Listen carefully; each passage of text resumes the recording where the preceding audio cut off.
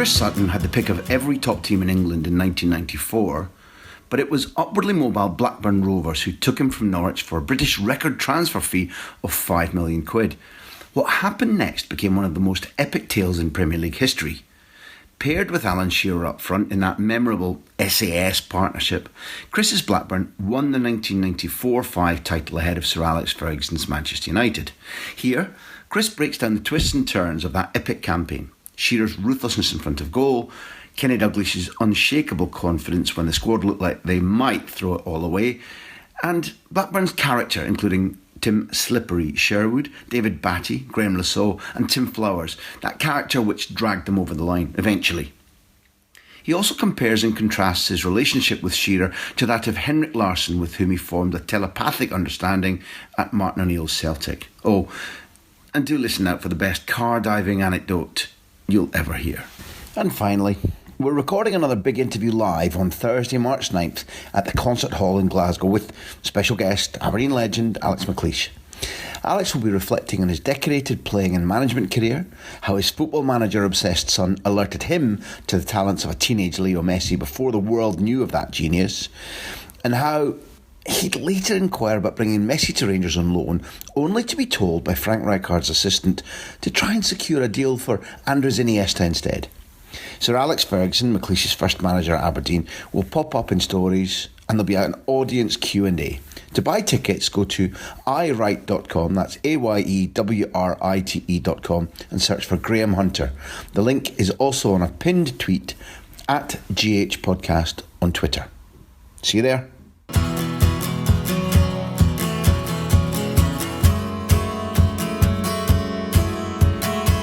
I always wondered what it's like to be signed. The signing process. When you moved to Blackburn, because it's been a successful YTS progression and you've worked your way up to an elite position, finishing third in the league with Norwich and doing well in Europe, being signed by Blackburn or by Kenny Dalglish, I don't know how you categorise it, is your first experience of that. Yeah. And one, I wonder what that's like. Two, although you were free scoring and successful, how much did the old-fashioned remedy of playing them twice, playing Blackburn twice, winning 3-2 at Ewood and scoring twice, and then drawing 2-2 here and scoring twice, playing with 10 men for the whole of the second half against Blackburn Rovers. You've had 4 in 2 games, and that used to be certainly in Britain, somebody's played well against you, you sign them. Yeah. Your first decision about who to sign is, well, who's giving us a hard time? Let's trust what we saw then, and B, let's stop them giving us a hard time by signing them. Those are 2 questions. What was it like, and what role specifically did those 2 games play? I think they played a big part. I thought my mentality, at that age, I used to really believe my own hype, and I was a young man,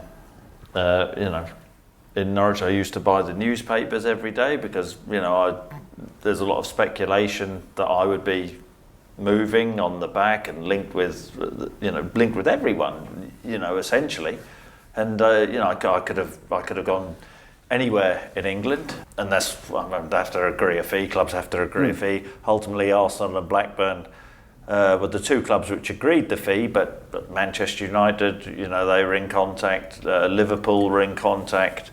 All the big clubs were in contact. But that season, I was so full of it that which was such an asset. I didn't think I believed the hype. I don't know whether big-headed is a way to describe, but I was so full of confidence. And in terms of taking that out onto the pitch, I didn't think it wasn't just Blackburn.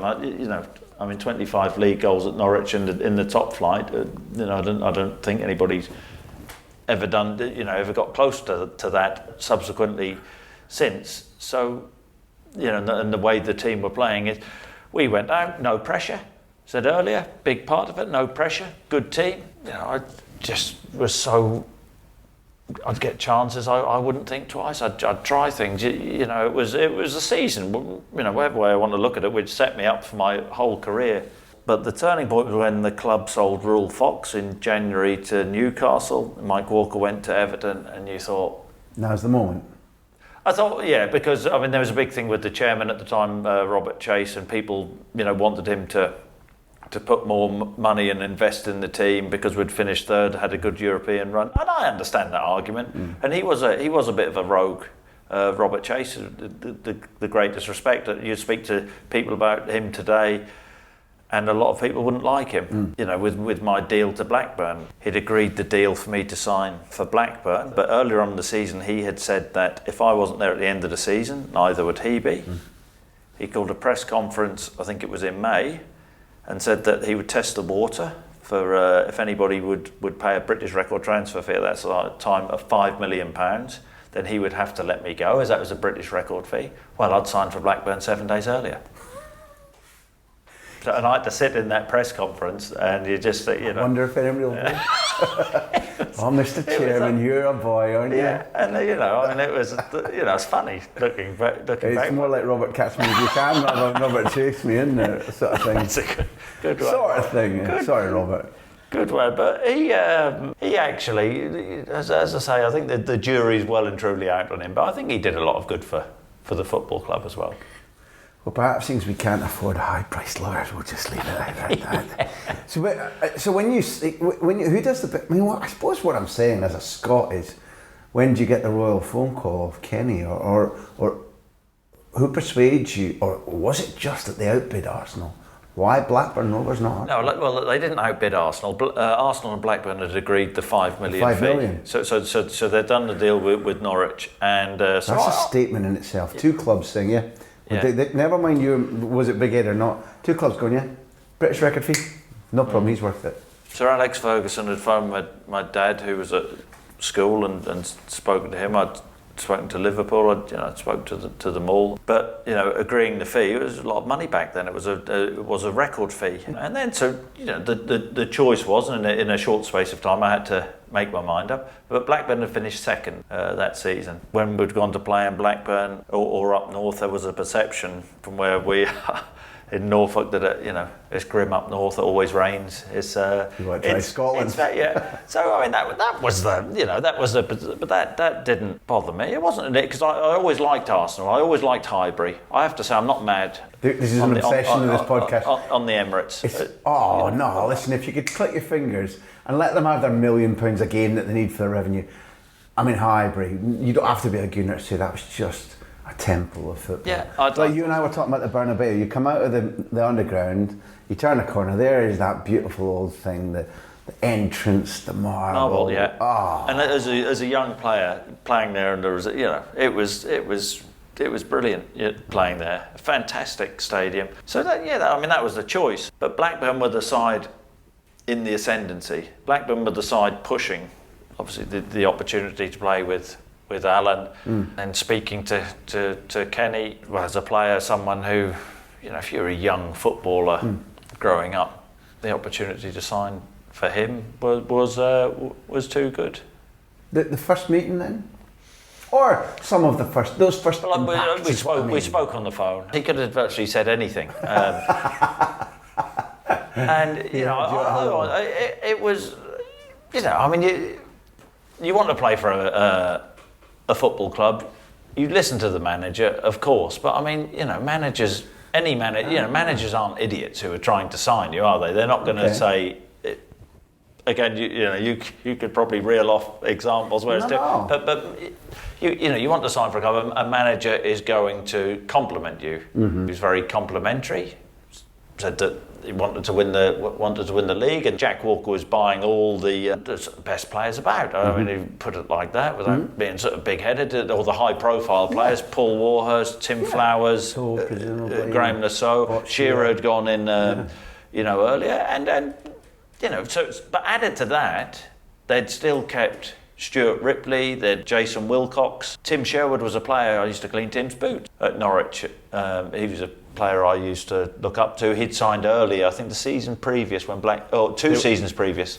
And I think he helped bring them up, didn't he? Yeah, he was a really good footballer, Tim was. Really, clever player, funny guy, charming guy. Character. Yeah, and again, talk about learning at Norwich, but Tim, as a young pro, wasn't backwards in coming forwards. What I liked about Tim is Tim would tell you the truth. And he was good like that, and all the players respected him. So, the opportunity to sign for Blackburn, a team who had pushed Manchester United, who I think in everybody's perception in that moment were going to push Manchester United the following season, that made a lot of sense. I would say you make a very good case, particularly for somebody who felt an attachment to Highbury and shows what a sap I am, that I was imagining that something like that might enter into decision making, where all it does is leave you the sense of regret that you couldn't have all the things you've just described and a Highbury too. But that's a great case for having done it. When you get there, was there a great deal of adaptation? Was there a degree to which initially you've got to earn your spurs because at 5 million quid, at a cost more than Shearer, you are the coming man, you are the young buck. I think many people outside the game would say, well, naturally what the team's going to do is here's this great fella coming in to help our chances. Let's all open our arms and welcome him. And in my experience, most football clubs aren't like that. And you walk into the dressing room and either you feel one feels that you've got tons to prove, or people tell you and show you pretty quickly that you've got tons to prove. Yeah, the biggest thing I noticed was when I talk about no pressure at Norwich and believing all my own hype, and it was great, it was marvellous, and I think my head had grown quite large, and I'd gone for a record fee, gone from good wages at Norwich in the end to very good wages at Blackburn. But because Norwich weren't expected, Norwich exceeded expectations. Yeah. But Blackburn were pushing big money, record fee. We all know in this day and age, how you get scrutinised, and I was scrutinised. So before I'd even kicked a ball at Norwich, where all the press had been extremely positive before, when I'd moved to Blackburn, gone for the fee, well then, there were elements of negativity. That's the first time I'd ever experienced it. First time I'd ever experienced it. Did I like it? No. So there was that, and so in that respect, I wanted to prove myself. Was I certain? Well, you walk out over the white line on but you're never certain how it's going to go. So I went into a good team. We had good wingers, and I didn't have a brilliant pre-season, but I think we went to Scandinavia, and it was okay. I wasn't scintillising. I think I got a bit of criticism, but we started the season strongly. The other thing I had to contend with, I think, and bearing in mind I was 21, is essentially I'd felt a little bit of awkwardness because I'd gone in and I'd taken Mike Newell's place, and Mike was good friends with Alan, and Tim Flowers, and I never felt, if I'm being I never felt totally comfortable with it. Now, I'm not saying I was, paranoid, but I mean, if someone's, I had gone there to replace him. Yeah. So, I didn't always find that both of them were absolutely fine. I got, absolutely fine, and there was always a perception sort of through the time I played with Alan that we didn't get on. Well, we did. But we just, didn't go to the pub for meals. So that was never, and I think people made far too much of that, as an issue. People go to work every day with however many people in the office, and you're more friendly with some than others, aren't you? And that was the case at Blackburn. But we always, everybody got on okay. But I think I felt a little bit. I'd say awkward, but I always wanted to. You always want to earn respect from prove yourself. Of course, on the pitch, on a Saturday afternoon, but in training, for people to that's personal pride. I think that's a big part of it. It was a bit of a different mentality. A bit of a shock to me, the negativity, because I'd gone for the money, and I did notice it. I'd be lying if I said I didn't notice that the tide had turned in. Right, you have to prove yourself now. You've gone for this money. We're judging you. Where at Norwich there was no scrutiny. Now you're talking to somebody who, on his first visit to Spain for the World Cup in 1982, ended up under sort of gunpoint arrest off a train.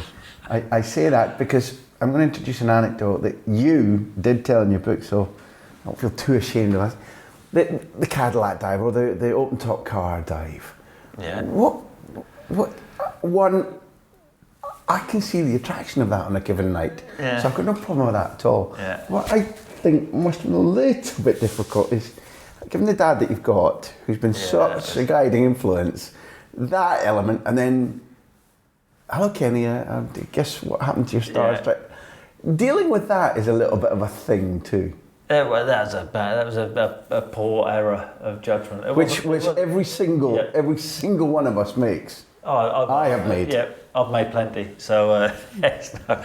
But no, it was the night before I went out for a few drinks. I think Brian Gunn came. Oh, no, hold on a second. It's all becoming... I don't want to blame... I don't want to blame the Scot. If it's Ben in particular, then I think things become a little bit clearer, Brian. So, I mean, I just dived into it as a convertible. I think I'd bent the indicator a little bit, and then the next thing, it was a scene out of the Sweeney. They'd come in a nightclub to arrest me, the police had. I'd gone out the fire exit and jumped in a taxi and was on the way home, and the 3 police cars swarmed around the taxi. I was arrested, and I'm thinking, I mean, you can imagine what I'm thinking. I mean, I'd had a few drinks. And then I phoned my girlfriend at the time, who's my wife now still, and she phoned my dad, and I said she was really nervous about phoning my dad. That's brilliant. God's on your side when you're not the one who has to make the call. But she was, I can tell you, she was petrified making the call, and it worked out well because he was okay with Sam, but when he saw me, I can't even tell you we couldn't repeat what he said on there. We've said some things on this. No, I think we probably could, or at least I guess we can imagine. But you get, the fact that, and the reality was, I mean, Kenny laughed about it. Kenny joked about it. I think that's pretty remarkable. I think that's fantastic. Yeah. But I mean, I had already signed. Chris, now I'm not joking, and I didn't use this just frivolously. I think that adds truth and humanity, that we can make mistakes, we laugh about it, but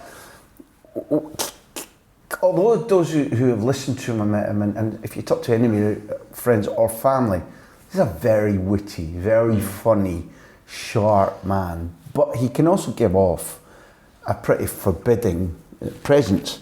Yeah. And there are managers who we've either met or interviewed or been told about who wouldn't have had flexibility for something like that. Not necessarily your incident in particular. Things like that, a manager can just go, whoa. Particularly the jumpy ones, they'll go, geez, oh man, no, I don't fancy it. So to find out that Kenny went, okay. Yeah. I've heard him on radio going, and then at least we knew where he was that night, which is a great line. No, so, I mean, he was absolutely fine to do. We've all made mistakes, laughed, you idiot, light-hearted. Right. But then, and I'm at the other end of the phone just thinking, blimey, I owe you one. I didn't say that to him at the time, but I am feeling all sorts of guilt.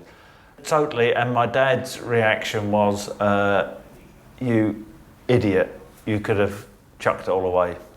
And quite right, in stronger, far stronger terms and stronger language than that. And what can I say? Absolutely right. But having said that, it wasn't. No way am I saying it was a good thing to do. But I'm not saying it was the worst offence. In each mistake that we make as well isn't simply saying we've all done it. It's what we do afterwards, what you learn. I haven't jumped in another one. Aha, okay, there's a photo opportunity coming up. Actually, when we talk about Kenny a little bit, some people won't understand, if I'm right, that the imprint of Kenny on that club wasn't necessarily what he gave to you as a group every day in the training ground. More that was Ray Harford's job. Yeah. What was the interaction between the two of them? As, let's say you tuck your first 3, 4, 5 months under your belt at Blackburn, you're learning, you understand, you've been very successful, you really are a steam train at that stage. What are you seeing the two men do, and what is their imprint on that first half season for you? The imprint in their time, because that was Kenny's year, and he left, didn't he? The imprint was, there's your leader, there's your coach. The leader, Kenny, delegates to the coach how we train, and Kenny would be there most of the time, and that was how it worked. That was the way. I still don't have a problem with that to this day. Amazing. It's a criticism level that Martin O'Neill.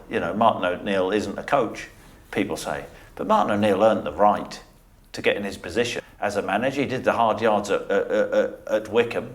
The one missing link in this part is do people who criticise that type of manager, who doesn't, it's not true to say they don't go on the training, but Martin O'Neill would tell Steve Walford what to do. Kenny Dalglish would tell Ray Harford what to do. So surely that amounts to the same. Alex Ferguson would tell Steve McLaren or Brian Cade or whoever. So it's the same thing, isn't it? And then they are the overseer. I'm only interested in the dynamics because it's what we have to remember is that there are many people who listen to this and learn retrospectively. And quite predominantly now, the people you see leading football will be called a coach, and they will be on the training ground doing that. Now, all from first-hand testimony I'm trying to establish for those who listen and who devour this is that was a different structure, and in any way worse, but it was different. And I'm also, given that the late Ray Harford, so very talented, and it's sad, the focus isn't now on him, he's departed. Kenny was an all-time great, so it's just interesting to try and savour what you were getting from the leader as a group, as an individual. You don't have to reel out Kenny's career to anybody about as what he was about football. But I don't actually. This is my view. I don't care whether managers who have played football won anything. It's more about what they say in the dressing room, at the training ground, and the way they lead. So it doesn't matter to me whether they played. And Kenny always had an enormous presence. Of course, you respected him for what he did, but the most important thing is what comes out of his mouth. And what came out of his mouth is that he knows the game and a lot of common sense. He would always have the players back. He would come out to you guys in the press and say one thing, and behind closed doors, he would say another thing. He knew which buttons to press. He could be hard. He'd be truthful. I think so much can be made, far too much can be made. What do you want as a player? You just want people to treat you okay, and players know the boundaries and the parameters, and you know that you know where the line is, and if you overstep that mark, whether stuff off the pitch, or you're not training hard enough, or you're not putting the effort in, or you're going out at the wrong times, then surely we all expect people to come down on us like a ton of bricks. And it was the same with Martin and Kenny at that time, and Martin O'Neill later on. You wouldn't mess him around. He wasn't someone. We all know he wouldn't suffer fools. He'd see through people in a half a second, and so all the players had the utmost respect for him, not for his playing career. No. Of course they did. But that doesn't spill over for very long. If you're not cutting it, as you say he was, and you've been a wonderful player, it's a shark pond, a dressing room. You have to cut it in what you say and you do if you're a leader. Yeah. Have to. And I would describe him as a manager who the players, he would have the meeting out of his hand. They would want to play for him, want to please him.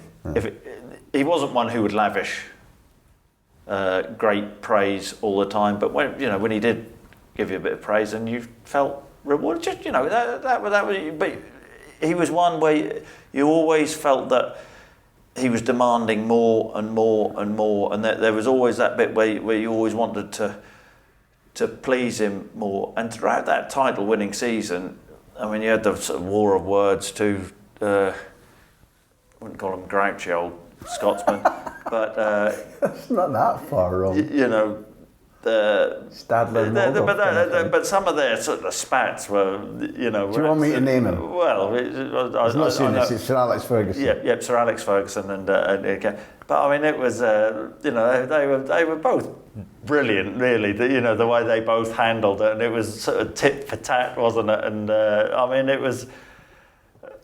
You know, it was sensational, and you know, Kenny's so dry, isn't he? The way you know, very funny man, very great delivery. But you know, in terms of a leader, you know, he was absolutely a leader, and you know, we nearly blew up at Blackburn. You know, we were ahead. We couldn't have wished for. I never had the luxury of playing under Sir, but we couldn't have wished for a better figurehead in terms of looking at him. I don't know what he was thinking inside, feeling inside, but looking at him, and he was immovable.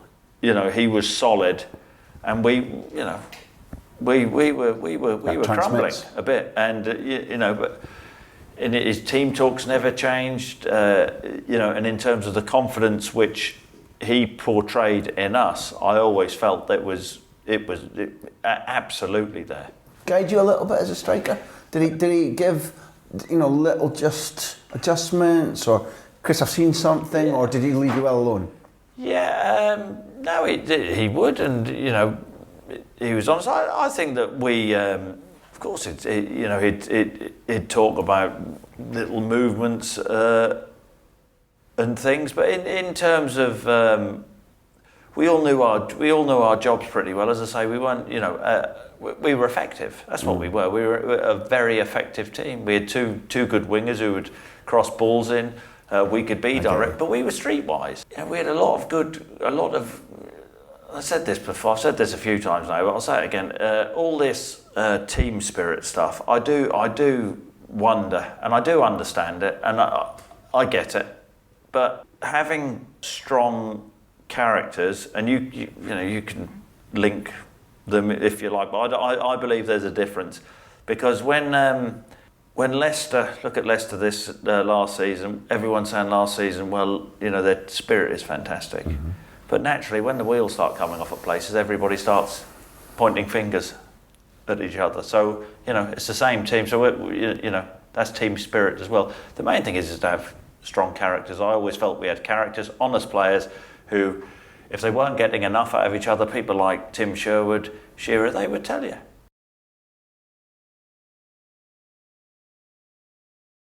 To back your point, because I know that it's a strong perception of yours about winning the league and in subsequent career and looking at football now. Let's just take three characters, strongest characters from that dressing room, whether they're the most obvious ones or not, and just a little snapshot resume of why you're calling them characters. Maybe Tim is a good starter, or Slippery, as you used to know. Sorry about that. Slippery, yeah. First of all, he was a good player, so yes, you know, so you have respect with that. He wasn't an extrovert, a loudmouth. Tim, he was one when he spoke, you listened to. He was super hard at times in terms of, you know, the way he would say things. But then what I think everybody liked about him, if he made a mistake, then he'd hold his hands up. So, you know, he just demanded more. He just, you know, demanded more was a big spur and of why we won the league. But if you look at all the players in that Blackburn team, they sort of epitomise what Blackburn, you know, the club was about at that time. And I mean, I was at Blackburn yesterday, but in terms of the feeling which I had at the club yesterday at the Manchester United game, and with the fans, the stadium was full, everybody was pulling in one direction. You had Jack Walker, the owner, who was an owner, born and bred, spent money on the club, would come into the dressing room before the game, not to advise you on how you would play would just come in and give support. After the game, he'd come in and give support. So if you're talking about spirit, there was a togetherness in that respect. But in terms of players, we didn't all go out together. We didn't. But in terms of when we trained, we'd train hard. The most important thing is on the pitch having people who could understand how to win a game of football. And you talk about styles and whatever.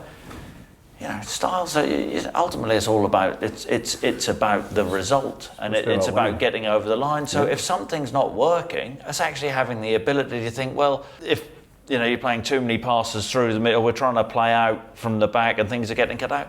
Well, what's wrong with being a bit more direct? It's not working. If another team has a weakness, then exploit it.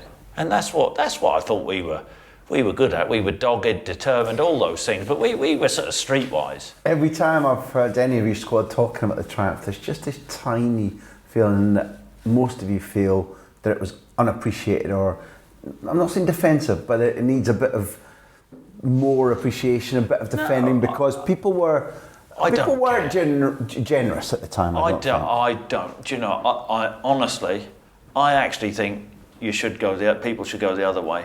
Because I don't care in terms of it's about knowing what tools you have and trying to pretend. I think that's right. Trying to pretend you're not something else. You don't have to be fashionable. You have to be effective. Also, if you've got a system, whatever it might be, squeeze it till you get your maximum out of it. Which is no question. Certainly in that season, and evidently the season before, that squad did. Yeah. Maximum.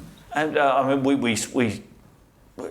were like a juggernaut, really, in terms of. I think we went on a 10 match unbeaten run there, 10 match winning streak throughout that season. But we would just steamroller sides, especially at it seemed at home. My memory in the early days. And the other thing which people forget about that season is we had two horrendous refereeing decisions against our direct rivals, Manchester United. We had the Henrik sending off, 1-0 up at Ewood. This is the one that ends 4-2. 4-2. Yeah. Red card. Cantona scores from the spot. Terrible. Tell us about the incident. And in that case, why was it wrong? Because I think as Lee Sharp had driven into the box and Henrik had actually won the ball, deflected the ball, and the only person in the ground who didn't see it, guess who? The referee, and had a huge bearing on the game. And it's a top Manchester United team. Yeah, it was very good. It was. Yeah. And then away from home, Tim Sherwood scores in the last seconds of the game. Alan Shearer gets up and there's a diagonal ball, heads it back across. Tim scores, and would have been for 1-1. It would have been for 1-1 at Old Trafford. Yeah. And the referee, I mean, I'm not saying it often happened at United, but they used to sort of buckle the referees, and that. I mean, having said all that, we did blow up in terms of we were 9 points clear, 6 games to go. Yeah. So, but you can see that there is an argument that those refereeing sides, it would have been a lot more comfortable. But if let's turn little incidents and I'll speed it up now. But you picked on those. So you lost twice to United, but still won the championship. Yeah. Because of the West Ham, but blah blah blah. You mentioned Ian right before. You went but a red card there at Jason Wilcox. Highbury. Was it? Wilcox off. Now I'm not quite sure why that meant that you went to centre back, but I'm reasonably sure in that game you did play at centre back. Yeah. Up against Righty again. Yeah. I think that the manager at least, or those involved in the game, sort of used the phrase back pocket, but it goes well. I always played well at centre half when I was in fear, when I was fearful. I did, because my decision making was good, and I played well at centre half when I didn't train well at centre half. When I didn't train at centre half, I was a centre forward, so I played up front. So that was a game. I had another game at Celtic where Martin O'Neill told me on the morning of the game at Ibrox that I was to play centre half, and again I hadn't trained there for months, so I had a clear mind. And so Kenny put me back there during the game, and all I'd think is safe. Just be safe. Be really safe in your play. I didn't want to make a mistake. And Ian Wright, who would, he'd slaughtered me at Norwich as a centre half. So you can imagine. So I go back there, and I'm thinking, I'm desperate to do well. Of course I am, but I'm concentrating so much. I'm razor sharp with my senses, because I don't want that to happen again. And that was it. So it's just safe. Head things. Make sure you drop early. Kick it when you have to kick it. Take a touch when you have to take a touch, but no risk. That was my mentality in that game. And the thing about morning of the game at Ibrox, mid-game Highbury, that's also touching on pressure and psychology about the less you know of, I'm at centre half, the less there is to deal with in advance. Not, then what the heck was the difference of how did it help you not knowing that it was going to happen? No, I think there is an element of that, but the fact that I didn't train there, the fear factor, because if you train in a position, then you get used to that. And I'm not saying you coast, but it's panic in essence. You think, I'm not out of. You become Puyol and you never risk a PK. Yeah. And so just safe. I don't want to be the one who makes a mistake. And because I'm not used to that position, and I've not trained my brain to play there, what I'm going to do is I'm going to take the risk out of everything. If you could pick a story to tell me about either the Everton game, the Newcastle game, or Title Sunday, what would your natural bent for being able to remember your emotions or remember events and your psychology, what would it take you to of those three games? And I'm deliberately trying to make you choose, because they're probably three of the most known games in that brilliant title win. Well, the ones at the end are more relevant, aren't they? The Everton game, psychologically, in terms of winning ugly, was probably the ugliest win in the history. It was, the history of football. The Everton game, I'd been on. I think I'd gone 9 games without scoring, and I roomed with Tony Gale. I like Tony. Tony, catatonic. Yeah, but really not got much to say for himself, Gailey. Oh well, he did. I know what you're saying. All right, Gailey. But he's. I like he's a character, isn't he? Yeah, very funny man. He was, and he said to me on the morning of the game, and he was. Like a father figure in the team. It's the age gap, isn't it? And he said, just put your foot through. Get a chance, put your foot through it. Don't think about it. Don't think about placing stuff. Put your foot through it. And I think I scored after 12 seconds. Long ball, diagonal, and actually I'd taken a touch, left foot. It was instinctive. Hit it in the corner like I meant it, which I hadn't. It looked a brilliant goal on the telly. Yeah, it did. I'd just done what he'd said. So then we're off and running. Alan scores, I think, after 12 minutes, and we're cruising. And then at an on form Everton at that stage. Yeah. They just done United, hadn't they? Yeah, and they were very strong, especially at Goodison. And I think they get back to 2-1, and then that was that melee, which sort of summed up us as a team that season. And it wasn't about team spirit. It was about desire to block shots, will to win.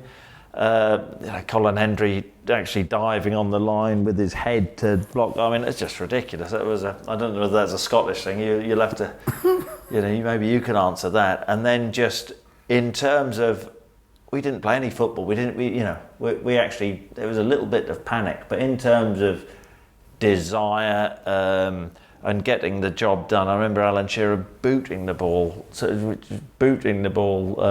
in the last sort of 2 minutes, not trying to get hold of it and play, booting the ball as far away from the goal as possible, regroup, dog it and go again. Then that's not team spirit. That's individual. That's individuals actually who just say, we don't want to get beaten. You give it your all, and that was how we were really getting over the line. That's the only important thing.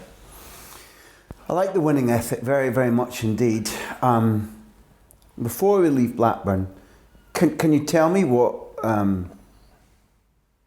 his son winning the title meant to your dad? Can you remember showing him the medal, the trophy, or what he felt, or if he'd been a driving factor in your fitness, but also your mentality, and he'd been not somebody who necessarily dealt out oodles of praise. What did it mean for him and your mum and your family when you're champion of England? Yeah, it meant an awful lot. It actually, by the time I'd gotten, was doing well at Norwich, it actually mellowed in terms of giving me far more praise. It was that push as a youngster where the necessary push. Yep, and for a reason as much, and then throughout my career, then a lot of it was backing, and when I'd phone him if he'd watched games, I used to always ask him advice, and the advice wouldn't be in the same terms as when I was playing for the school team, or I'd finished a game and was in the car, and he would tell me in no uncertain terms that I needed to do a lot better. It was analytical advice as such about think about little movements, or because he'd been a quality professional for both Norwich and Chester. Yeah, he did a good living until 27. And Carlisle, just little things, just about keeping a clear mind. And I used to pick things up about picking on other people's weaknesses. That's not rocket science, is it? But he used to talk to me about who to peel on, and in certain games. But I switched on pretty quickly, and I think that was quite a good asset, which I had really in terms of as a player. If I did have one good asset, is that I used to sort of self-analyse other people and think, well, I'd probably do a lot better playing against a certain centre-half than other. Make life easy. And then so you're champion of England. It's not a particularly emotional time for your wife, your mum, your sisters and brothers. Do you know the emotion was relief? Yeah. And relief because we nearly blew it, and so when the final whistle went at Anfield, and this may be my personality, but I did enjoy it. I didn't enjoy it straight after the final whistle. No, I enjoyed it probably a couple of days later, where it had sunk in. But I think even going to Anfield on that day. And this may sort of sum me up as a person. I was thinking, what if we didn't? But that is, in my view, that's a good driving force. It's a motor. But some other people would say the opposite, and I understand that. Forgive my romanticism, but I have to ask: were you aware, other than tears in the day, what him having made his club champion meant to Jack Walker? Was there? It is a romantic notion. I'd like to hear. Well, I felt very good because this guy who'd invested his money in my way. Yeah. But what was he like when you made his club champion? Well, I think so I spoke about the current ownership and the difference now at the club. It's a club that doesn't seem to have any soul anymore. And when I signed for Blackburn, Jack Walker was the owner. They had Robert Core, the chairman. The directors, and we still get a Christmas card off one of the directors. And it had a really nice feel, traditional club. And Jack Walker was obviously a very successful businessman, but he backed the club financially. There was always the feeling that he didn't want to get anything out of it. He just wanted to give the town. Blackburn isn't a well-off area, so it's a working classes, mills and what have you. And he wanted to give the town something to be proud of, and he backed it. And I do feel that there was always that sense from the players when Jack came in, and that they wanted to do something for him to please him. And I have to say, I don't think a lot of players would feel like that about owners nowadays. In fact, I think probably the opposite. In most cases, maybe they'll never see them from year end to year end. They certainly wouldn't feel that it was a utilitarian thing. It would be about, I guess, profit or marketing or Asian markets, whatever it might be. Well, Jack used to phone me at home and just ask it how I was, and wouldn't give us any footballing advice and tell me to pull my finger out at all or anything, but just phone me, ask how the family was with my wife. And what a difference that makes in life. I think so, and again, I don't know whether I lived my whole life through guilt. Is it? Then you think you want to please him. Yeah. You want to give something back. Yeah. So I think that leads to, or in my opinion, that leads to a natural end, because you said in this interview that people misinterpreted SAS, the famous SAS, that maybe there was ill feeling or you weren't chums, but I think your point was that it isn't essential to be bosom buddies and to share lots of interests away from the pitch to be exceptional if you're two good, intelligent footballers. And also, you were talking about learning to cope with the fact that maybe you'd butted into a little happy foursome. Yeah. Because dressing rooms are built on guys who drink together or like to go to the horses together or play snooker together or whatever it might be. And you just had to cope with that. But let's try and compare and contrast your football relationship with Alan Shearer and your football relationship with somebody who you got on with completely differently away from the pitch in Henrik Larsson. Let's start by trying to understand how quickly it was that you and Alan meshed, and you, not he, you understood exactly what you needed to do, what was best for the pair of you, and how quickly you did the same things with Henrik Larsson. I did have a relationship off the pitch with Alan. Alan came to, it just isn't a big deal. Alan would tell you the same. He came to my house, I think, on a couple of occasions. He came to my wedding. So, so I just think that, the thing about best mates, did I have a closer relationship in terms of, did I go out, off the pitch more with Henrik? Yes. But then I played with Henrik for 4 seasons. I played with Alan for 2. In terms of different characteristics, to me, I think that the truth is that they were both better players than me. I knew my strengths. I think that they were far better. That they were better individually.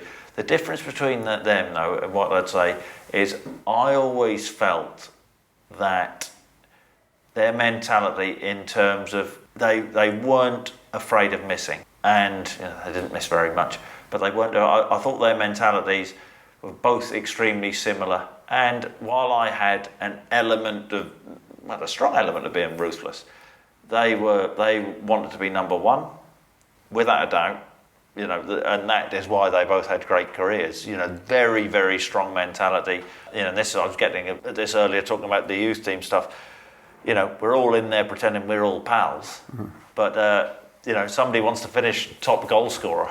And I always felt that was the case. There was always a fight on, and maybe that was a bit of a weakness in me. I did win the Golden Boot at Blackburn one season, but I don't think that bothered me to that extent as it bothered them. And I think that is a bit of a weakness in my own character in many respects. But when you pair a striker like that with a striker like you, potentially you've got perfection, because instead of talking about what you've said there as maybe it was a weakness in me, at least what's come out to me over the course of this discussion, having seen you play, is that there's a sense of generosity about your play, in terms of, you said at the beginning, I like to play in a partnership. Now, to be in any partnership successfully, not both players can have the same characteristics as you talked about Henke and Alan, because then it won't work. Yeah, but I also knew what I was strong at, and I also knew where I had a weakness, where I had a weakness. I knew my strengths, I knew my weaknesses, and so I would describe it as, if I was playing now as a number 9, up in between 2 centre halves, as teams play with 1 centre forward, then you don't need to be a rocket scientist to work out that I wasn't the quickest. So my threat wouldn't be going in behind. I think teams who play that way, with a number 9, I mean, the greatest centre forward for me as a one would be Didier Drogba. Why? Because he has every single asset. He has pace, he has strength, he can hold the ball up well, he's good in the air. I always had that weakness. My comfort, or my comfort came when I could play in a partnership, and I had good awareness of what was around me. I could create chances. Whether I don't know whether people think that about me a lot, but I was a focal point. I could slide people in. And I used to really enjoy. I liked it from my young days at Norwich. Linking up, and I loved it. I liked it at Blackburn, and I think after the time I had at Chelsea, I had a really bad year at Chelsea where I lost a lot of confidence. I played with Gianfranco Zola. You think, well, how can anybody fail playing with Zola? And I'm not trying to say I was the same type of player. Of course I wasn't. But we both used to like to come to the ball. We used to like to be a focal point. I did actually better at Chelsea for a brief spell when George Weah came, and he would play off me.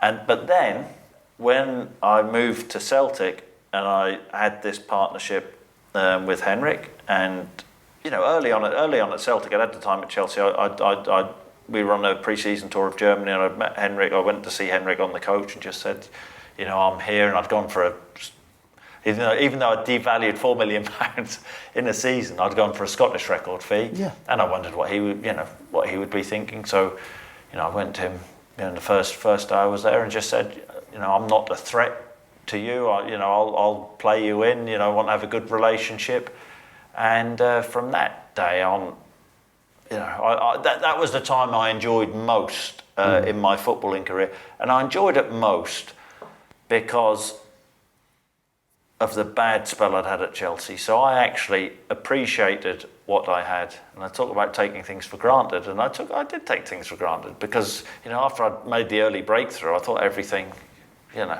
was going to be easy and natural. And even though I'd had dips, and I was lucky enough, I won the Premier League. I was 21 in a partnership with Alan Shearer. But as I got older, and I'd developed, and I'd had the bad time, I was thankful for what I had. I was thankful that I'd been given another opportunity. But the chance to play with someone as clever as Henrik, and Henrik was extremely, extremely clever and gifted, his natural talent. And the other thing with Henrik is he was so unselfish with me. It was untrue. As unselfish as you were with him? Yeah, I think so. Well, I mean, I can think about, he's, of course he's still wanting to be number one, but in terms of, so many, a lot of players could say how many goals he created, but, I just had that relationship with him where, he knew if I'd square the ball to him, and he would do absolutely likewise. Not think twice. Trust is a delicate thing in any relationship, and sometimes it's impossible to define where it comes from or when it gets broken. But I'd certainly, you talked about Zola, and not for the first time in this conversation, you were a little bit self-deprecating. I would argue maybe a little bit unnecessary, not identical to Zola, but some identical instincts. And I'm not trying to foist this upon you, but when people watch Benzema play in Spain, they often use the term 9.5.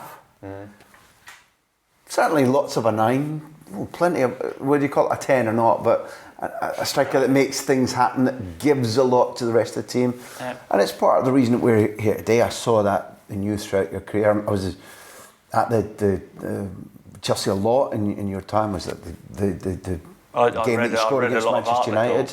And genuinely, it baffled me.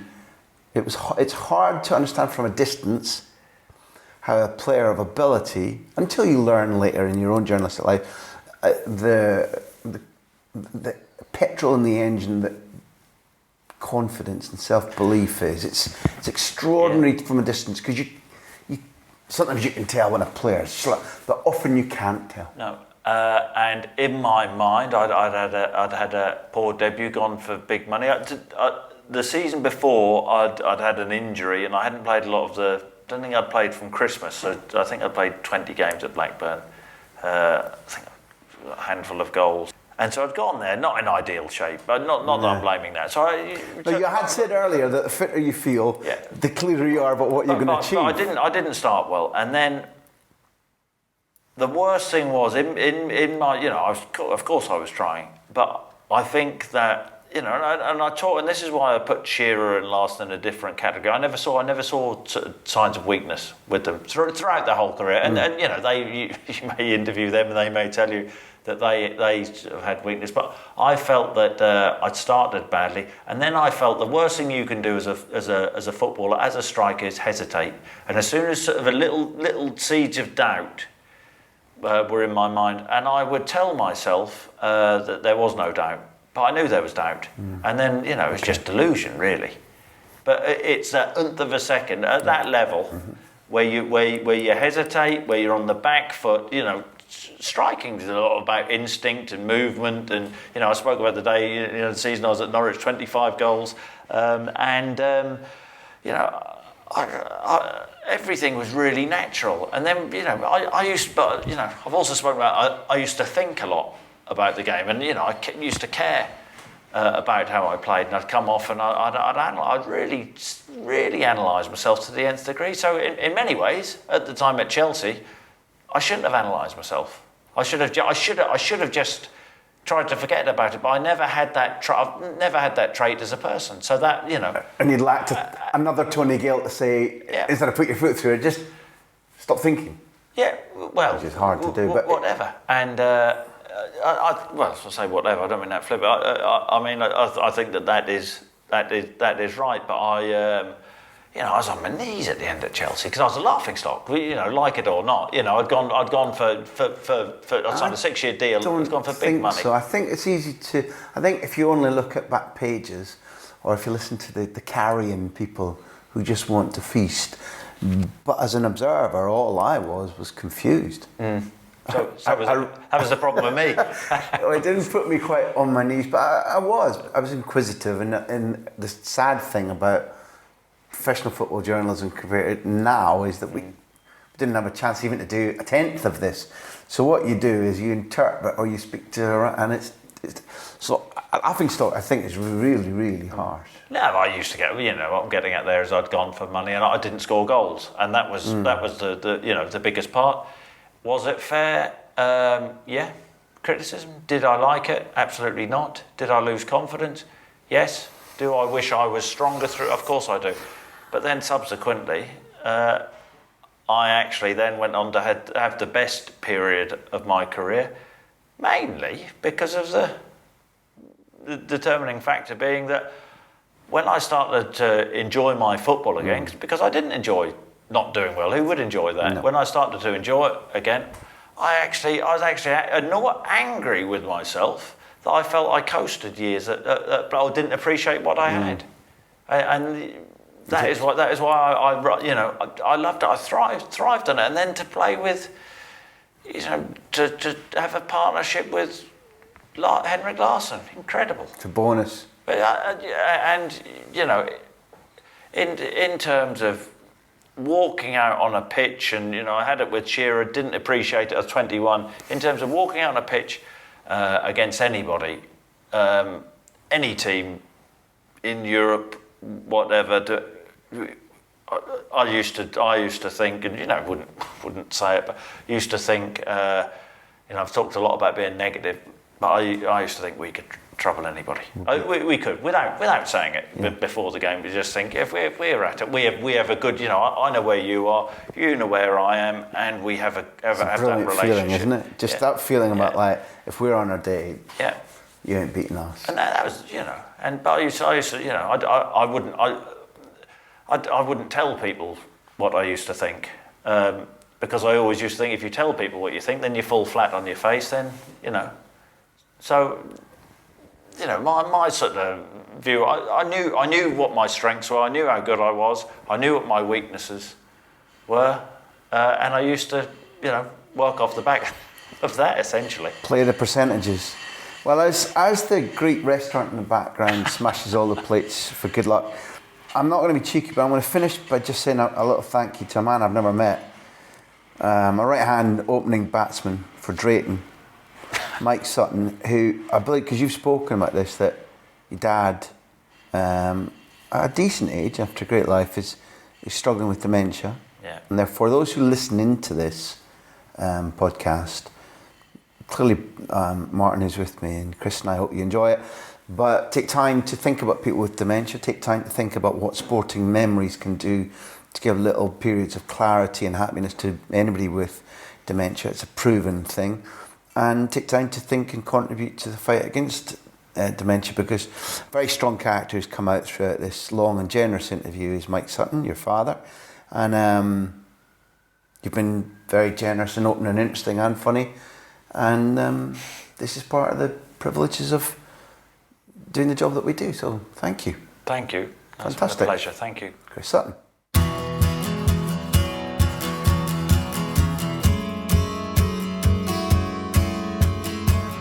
At the end of that interview, I mentioned Chris's dad's battle with dementia. This seems to all of us at the beginning to be a good time to direct your attention to the Football Memories project, which I've been involved with for a few years now. The project is a partnership between Alzheimer's Scotland and the Scottish Football Museum, and it trains volunteers to spend time with people with dementia who have an interest in football, talking about teams and matches from the past, and working with images and memorabilia to stimulate memories. If you'd like to find out more about a Football Memories project near you, check out www.footballmemories.org.uk for more information. The big interview, as always, is produced by Backpage and me, Graham Hunter. The music you hear is by Beer Jacket. Check his music out on iTunes or Bandcamp. You can keep up with everything that we do, enter exclusive competitions, and put your questions to our future guests by joining the mailing list at grahamhunter.tv. That site is also where you can buy the new, updated version of my book, Barca, the Making of the Greatest Team in the World, my account of the Pep Guardiola era at the Camp Nou between 2008 and 2012. It is in all good bookshops now, but it does make a big difference to all of us who worked on the project if you buy direct at grahamhunter.tv/books. You'll be sure to get the new edition, and you'll be helping us to continue producing independent content like this, which remains free. Thanks for being there.